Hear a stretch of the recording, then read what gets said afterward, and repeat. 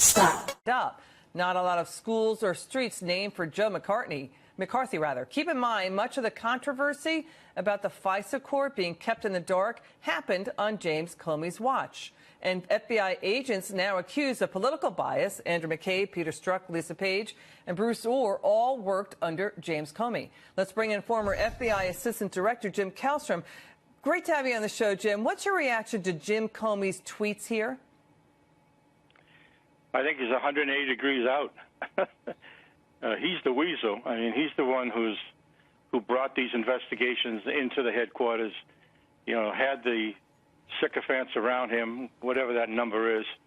It's a small number. It's not the FBI agents. They knew nothing about what was going on, regular agents.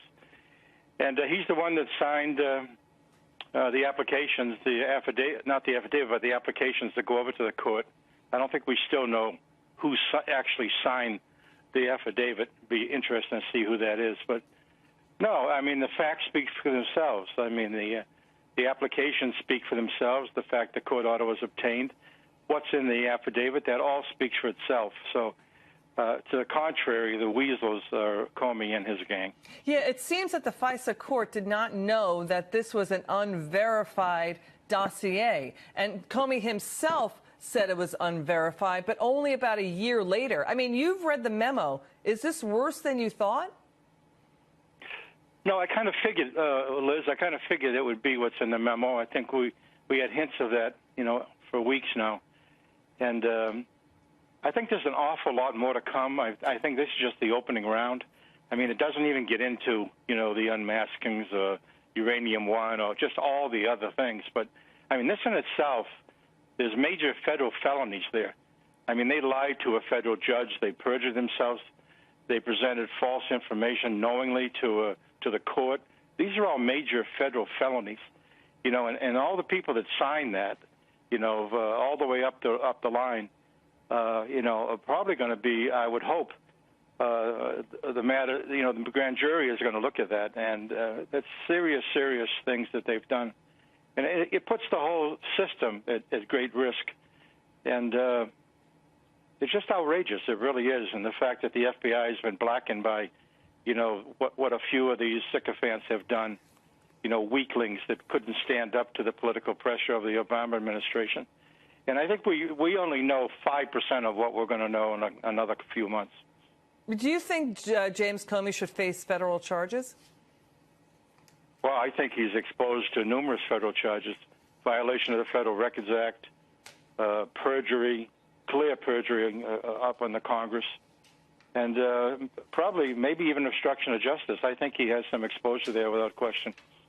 And we have yet to talk about Obama's role in all this. Jim Kallstrom, we love having you on. Thank you so much for your service to our country. We really appreciate your insights here. Okay, listen, it's my pleasure, but it's not pleasurable to be involved in this thing. Thank you. Thank you, sir. He was right from the beginning. They were spying on him. They were wiretapping. They were listening in on Trump Tower. They were so desperate that he not be elected that they misled the most secret court of the United States in order to spy on an opposing political campaign in order to undermine a presidential election.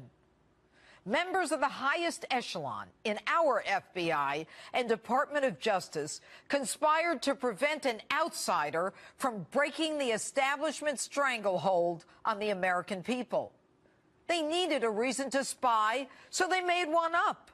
They used a dossier of lies paid for by a major political party, the Democrat National Committee, and a presidential candidate, Hillary Rodham Clinton, to dupe that court. They swore to facts they knew were lies to get what they wanted in order to surveil a candidate they could not imagine being president. A cabal of arrogant, condescending employees of our government whose salaries we pay thought that we didn't count. They so wanted Hillary to become president that they violated all the rules and engaged in a charade so we would think there was a real investigation on the emails. They met on the tarmac. They gave people who didn't qualify immunity from prosecution without getting the required incriminating evidence. The FBI then changed lanes with the DOJ and publicly announced a decision in violation of all ethics rules. And they changed legal definitions to satisfy their political goal. They thought she'd be elected and no one would ever know. But she wasn't.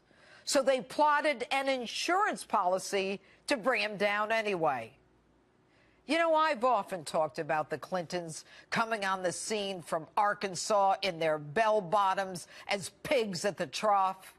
But they really outdid themselves this time, using a foundation in name only to spread the wealth while infecting our departments of justice and the FBI. All the while, their comrades weaponized our tools of intelligence. This is what they do in third world countries, not in America. It's time for holier-than-thou Jim Comey and his band of conspirators from McCabe and Strzok on down to have Lady Justice take off her blindfold and see them for what they are. The arrogance of those seeking a change in a presidential election is unheard of in the United States. And let me be clear. This is not an attack on the FBI or the Department of Justice, because these agencies are bigger than a couple of tainted inhabitants. This is not about one party versus another. It's not even about spying on an American citizen. It's about something even more. It's about an attempt to change the course of American history using the most powerful agencies in the United States government. How dare you? And that's my open. Tell me what you think on my Facebook page, Twitter, and Instagram, hashtag Judge Jeanine. When people run around this weekend with their hair on fire, I think there's a reason for people to run around. Again, this opens up a whole can of worms. Why did the FBI and DOJ try to hide this from Congress? Number one, they were subpoenaed in order to get this material. Why did they hide it from Congress? Number two, why were Democrats trying to shut down the memo? What exactly? I assume they'll come out today and talk about which parts of this were out of context. But we haven't heard exactly what was out of context yet. If nothing was out of context, this is really bad. Number three, what other information, if any, was used to get that FISA warrant on Carter Page? Right, so there are just a bunch of questions that are unanswered here. And the reason that I'm hesitating is because I really don't want to say anything out of line about what exactly has happened. So here it is. Okay, so finally, we are now getting this to load. It's really hard to do this in real time when the House website is down. We're trying to load desperately the actual memo so I can read the text of it to you. Okay, so here it is. Purpose. This memorandum provides members an update on significant facts relating to the committee's ongoing investigation into the Department of Justice and Federal Bureau of Investigation and their use of Foreign Intelligence Surveillance Act during the 2016 presidential election cycle. Our findings, which are detailed below, raise concerns with the legitimacy and legality of certain DOJ and FBI interactions with the FISA court and represent a troubling breakdown of legal processes established to protect the American people from abuses related to the FISA process. So now they go right into it. On October 21st, 2016, the DOJ and FBI sought and received a FISA probable cause order authorizing electronic surveillance on Carter Page from the FISA court. Page is a U.S. citizen who served as volunteer advisor to the Trump presidential campaign. Consistent with requirements under FISA, the application first had to be certified by the director or deputy director of the FBI. It then required the approval of the Attorney General, Deputy Attorney General, that would have been Rod Rosenstein, or the Senate-confirmed Assistant Attorney General for the National Security Division. The FBI and DOJ obtained one initial FISA warrant targeting Carter Page and 3 FISA renewals from the FISC, that's the FISA court. As required by statute, a FISA order on an American citizen must be renewed by the FISA court every 90 days, and each renewal requires a separate finding of probable cause. Then Director James Comey signed 3 FISA applications in question on behalf of the FBI. Deputy Director Andrew McCabe signed 1. Then DAG, that's the Deputy Attorney General Sally Yates, and then Acting Deputy Attorney General Dana Buente and Deputy Attorney General Rod Rosenstein each signed 1 or more FISA applications on behalf of the DOJ. Due to the sensitive nature of foreign intelligence activity, FISA submissions, including renewals before the FISC, are classified. As such, The public's confidence in the integrity of the FISA process depends on the court's ability to hold the government to the highest standard, particularly as it relates to the surveillance of American citizens. However, the court's rigor in protecting the rights of Americans, reinforced by 90-day renewals of surveillance orders, is necessarily dependent on the government's production to the court of all material and relevant facts. This should include information potentially favorable to the target of the FISA application that is known by the government. In the case of Carter Page, the government had at least 4 independent opportunities before the court to accurately provide an accounting of the relevant facts. However, our findings indicate that, as described below, material and relevant information was omitted. Okay, so what they're saying is that the FBI and the DOJ essentially lied by omission to the FISA court. Okay, number 1. The dossier compiled by Christopher Steele, the Steele dossier, on behalf of the Democratic National Committee and the Hillary Clinton campaign, formed an essential part of the Carter Page FISA application. Steele was a longtime FBI source who was paid over $160,000 by the DNC and Clinton campaign via the law firm Perkins Coie and research firm Fusion GPS to obtain derogatory information on Donald Trump's ties to Russia. Neither the initial application in October 2016 nor any of the renewals disclose or reference the role of the DNC, Clinton campaign, or any party or campaign in funding Steele efforts, even though the political origins of the Steele dossier were then known to senior DOJ and FBI officials. The initial FISA application notes Steele was working for a named U.S. person, but does not name Fusion GPS or Principal Glenn Simpson, who was paid by U.S. law firm representing the DNC, even though that was known by the DOJ at the time. The application does not mention Steele was ultimately working on behalf of and paid for by the DNC and Clinton campaign, or that the FBI had separately authorized payment to Steele for the same information. So that's the big point here, right, is that the dossier was the basis for the FISA warrant, and that was the basis for launching the entire investigation. 2. The Carter Page FISA application also cited extensively a September 23, 2016 Yahoo News article by Michael Isikoff, which focuses on Page's July 2016 trip to Moscow. This article does not corroborate the Steele dossier because it is derived from information leaked by Steele himself to Yahoo News. The Page FISA application incorrectly assesses that Steele did not directly provide information to Yahoo News. Steele has admitted in British court filings he met with Yahoo News and several other outlets in September 2016 at the direction of Fusion GPS. Perkins Coie was aware of Steele's initial media contacts because they hosted at least one meeting in Washington, D.C. in 2016 with Steele and Fusion GPS where this matter was discussed. So they're knocking down the assumption that there was other information used for the Carter Page warrant, right? Because the Carter Page application originally included this Yahoo News article by Michael Isikoff, but that was coming from the same place, namely Christopher Steele. Steele was suspended and then terminated as an FBI source for what the FBI defines as the most serious of violations, an unauthorized disclosure to the media of his relationship with the FBI in an October 30th, 2016 Mother Jones article by David Korn. Steele should have been terminated for his previous undisclosed contacts with Yahoo and other outlets in September before the FISA application before the Page application was sent to the court in October, but Steele improperly concealed from and lied to the FBI about those contacts. So they're now suggesting that Steele should be prosecuted for lying to the FBI. Steele's numerous encounters with the media violated the cardinal rule of source handling, maintaining confidentiality, and demonstrated that Steele had become a less than reliable source for the FBI. Before and after Steele was terminated as a source, he maintained contact with the DOJ via then Associate Deputy Attorney General Bruce Orr, a senior DOJ official who worked closely with Deputy Attorneys General Yates and later Rosenstein. Shortly after the election, the FBI began interviewing Orr, documenting his communications with Steele. For example, in September 2016, I'm reading directly from this fabled 4-page memo put out by Devin Nunes, Steele admitted to Orr his feelings against then-candidate Trump when Steele said he was, quote, desperate that Donald Trump not get elected and was passionate about him not being president. Now, there are two ways to read that. One, Steele thought that Trump was actually in bed with the Russians and didn't want him to be president. Or two, he hated Trump and therefore trumped up all this stuff against Trump. This clear evidence of Steele's bias was recorded by Orr at the time and subsequently in official FBI files, but not reflected in any of the Page FISA applications. During the same period, Orr's wife, this is Deputy Attorney General, was employed by Fusion GPS to assist in the cultivation of opposition research on Trump. Orr later provided the FBI with all of his wife's Oppo research paid for by the DNC and Clinton campaign via Fusion GPS. The Orr's relationship with Steele and Fusion GPS was inexplicably concealed from the FISA court. So all of this smells terrible. All of this is super, super dirty stuff. And in just a second, we're going to go through the rest of the memo, and then we're going to get Trump's reaction to all of this. It sounds like he's preparing for mass firings. So things are about to heat up in a serious way. We'll get to all of that in just one second. First, I want to say thank you to our sponsors over at Helix Sleep. So if you're losing sleep lately, then you may need to catch up over the weekend because, let's face it, this is going to light up Twitter and Facebook and the media for the rest of the day.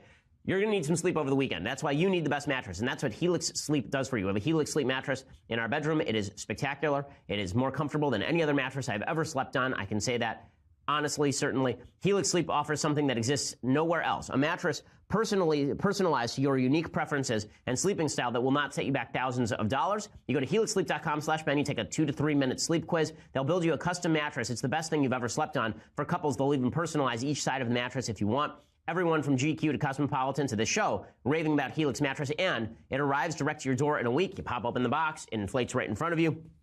You try it for 100 nights, and if you don't love it, they will pick it up and refund you in full. Go to helixsleep.com/Ben right now, and you get $50 toward your custom mattress. That's helixsleep.com/Ben. Again, helixsleep.com/Ben for $50 off your order. Again, helixsleep.com/Ben. Use the /Ben so that they know that we sent you as well. $50 off an already inexpensive mattress that sleeps as well as any mattress on the market. helixsleep.com/Ben. Check it out right now. Okay.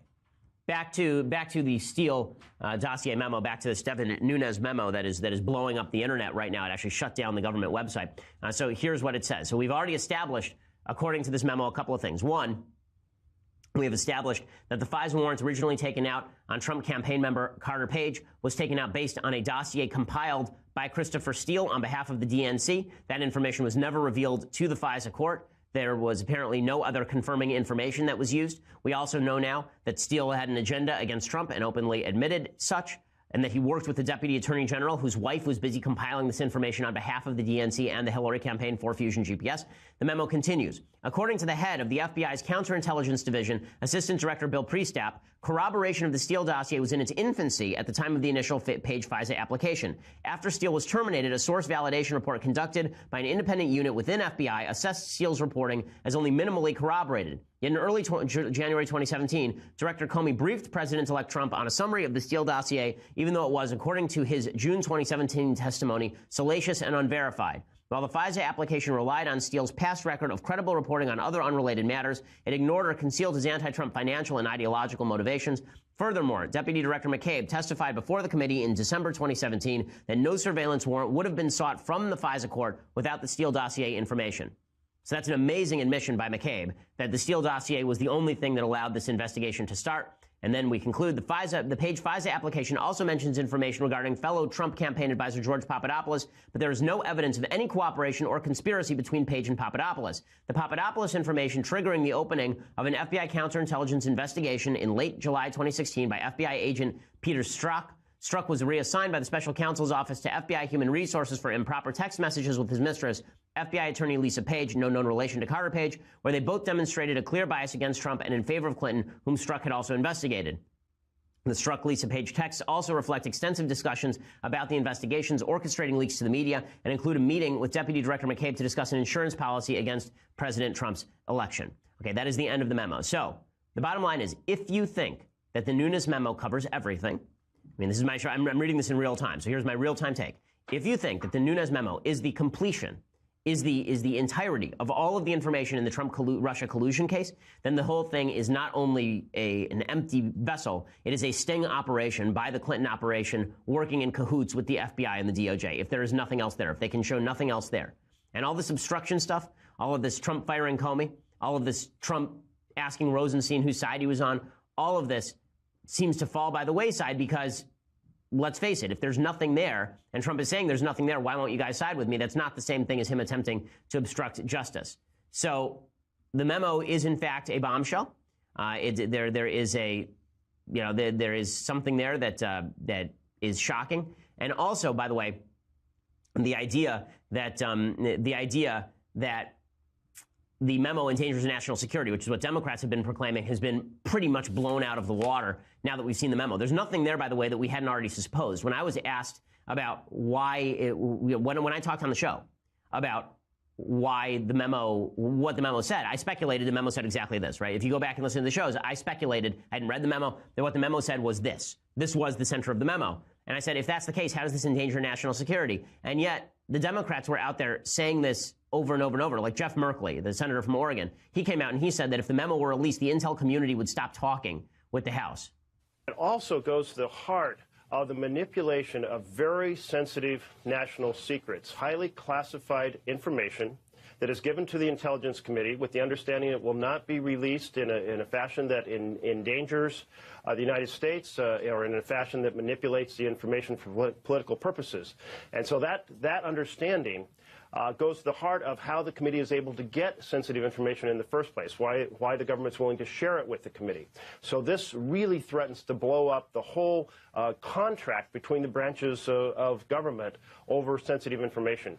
Okay, it's just ridiculous that this was the suggestion. First of all, the Congress oversees this agency. This is not how government works. Okay, the intelligence community doesn't get to tell Congress to stiff itself. The intelligence community is run by Congress, right? Congress has oversight power over them. So the idea that the intelligence community will stop sharing is ridiculous. James Comey tweeted this yesterday. What an insufferable character he's turned out to be. Here's what James Comey tweeted yesterday. He said, "We should appreciate the FBI speaking up. I wish more of our leaders would. But take note, American history also shows that in the long run, weasels and liars never hold the field so long as good people stand up. Not a lot of schools or streets named for Joe McCarthy." So this isn't about Joe McCarthy at this point. This is about you oversaw an FBI that was seeking FISA warrants against American citizens based on shoddy intelligence, and you refused to even turn over that information to the FISA court. They couldn't even do this. I mean, this is insane. Speaking of insanity, members of the media, Al Sharpton, Chris Matthews, they're saying that this turns the Constitution on its butt, right? That this kills the Constitution. It kills the Constitution for the President of the United States to declassify material inside the executive branch. Like, they don't understand the Constitution. Here's Chris Matthews over at MSNBC making that case, or MSNBC, get up, come on the show, come in here. Misunderstand the Constitution, make a lot of money. Go. But a constitutional crisis. It seems to me the Constitution has always been turned on its butt. We've got a Congress, a chairman of a committee on intelligence, which has historically been a bipartisan committee. Usually even-membered members. And they're basically there to work together and to try to find out if our intelligence committees are doing their job. And it's been turned into a tool of a president who's playing defense. Okay, again, turned into a tool of a president playing defense. That's not what I'm seeing from the memo, so we'll have to see what the response is from Democrats. We'll have to see if they can bring forward more information. Again, the memo doesn't answer everything. It doesn't answer why the Donald Trump Jr. meeting happened, why he was showing willingness to collude with the Russians. It doesn't show why George Papadopoulos was lying to the FBI. Right? It doesn't cover everything, but it raises some pretty serious questions about how the FISA court does its business and whether the FBI and DOJ were lying in order to gain a FISA warrant and whether they have an agenda against Trump. Now, again, does that necessarily kill the Mueller investigation? Probably not, but it does set some pretty rigorous questions in front of particularly Deputy Attorney General Rosenstein, who went forward with these FISA applications if all they were. But remember, Carter Page has not been indicted. Right? When all these indictments were about to come down, my understanding, my thought was that it was going to be Paul Manafort and Mike Flynn and Carter Page. There's been no indictment of Carter Page. So as far as we know, Carter Page was not involved in criminal activity. He's just an idiot who wanders around Russia looking for cash. Right? This doesn't actually mean that Carter Page was a criminal. So that means that you launched this entire investigation on the back of the only guy who hasn't been indicted that we thought would be indicted. The Manafort indictment, by the way, has nothing to do with the Trump campaign. The Manafort indictment has to do with him lying to the FBI. The George Papadopoulos indictment is the only one that has to do with the Trump campaign because he apparently lied to the FBI about meetings that he had in London with a Russian cutout. But it's not clear that Papadopoulos was working on behalf of the Trump administration or the Trump campaign. Trump campaign basically disowned Papadopoulos in the middle of the campaign. So all of this calls into serious question the entire investigation. Does it mean the investigation should be killed? Does it mean that the entire investigation should die? Probably not. But you know, it's also important to note Papadopoulos was the counterintelligence investigation began before the FISA application on Page, but it was on Papadopoulos. So this is an important point, right? So it's an important point. So again, this is all weird and somewhat confusing, right? They'd been surveilling the members of the Trump campaign. Carter Page had been surveilled by FISA back in 2014. There are a lot of sketch characters working for all of this. But Papadopoulos was under investigation first. So while there are serious questions to be raised about the warrant on Carter Page, I'm trying to set out the timeline in my own head as we go along here. Devin Nunes just confirmed the New York Times narrative that Papadopoulos was actually under investigation first. So one of the things that the investigation is covering here is I want to clarify and I want to backtrack. Again, I'm doing this all in real time. So the original FISA application that was taken out against Carter Page, it's now clear from this timeline that is not what actually launched the investigation, because paragraph 5, let me reread that. Okay, this is the paragraph 5. The Page FISA application also mentions information regarding fellow Trump campaign advisor George Papadopoulos. The Papadopoulos information triggered the opening of an FBI counterintelligence investigation in late 2016 by FBI agent Peter Strzok. What's interesting about that is sort of buried in there and a little biased, and I had to read it twice because I'm getting texts from lawyers or friends. is that if the Page FISA application mentioned information regarding Papadopoulos, that means that the investigation was already on regarding Papadopoulos. So it doesn't kill the entire Mueller investigation. What it does do is call into question how the FBI and the DOJ were pursuing that investigation. So that means that there should be serious consequences inside the FBI and the DOJ for the alacrity with which they sought to go after Carter Page, but it doesn't necessarily kill the entire investigation. So that may be the happy medium that we are coming to here. If that is the case, then that means that if Trump starts firing people in the Mueller investigation, that is probably a bad move. So it's not a nothing burger, but it is also not the end of the Mueller investigation. Okay, that may be that may be the best thing I can say. Now, Trump was asked he was asked specifically about Rosenstein, and Trump, being asked about Rosenstein, said that he may fire him, basically. Thank you very much.